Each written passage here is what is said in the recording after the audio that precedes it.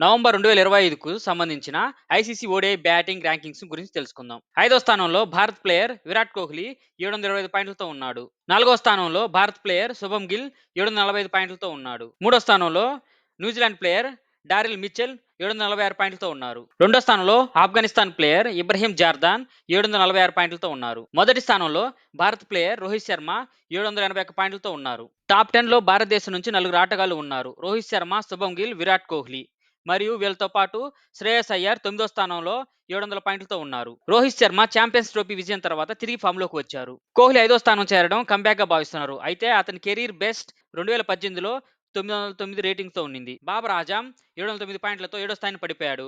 ఇది 2019 తర్వాత అతని కనిష్ట స్థాయి. సైమ్ ఆయిబ్ 18 స్థానాలు ఎగబాకి 30వ స్థానానికి చేరాడు. ఇటీవల 169 పరుగులు చేశారు. బౌలింగ్ విభాగంలో జోఫ్రా ఆర్చర్ ప్రపంచంలో 2వ స్థానానికి చేరారు.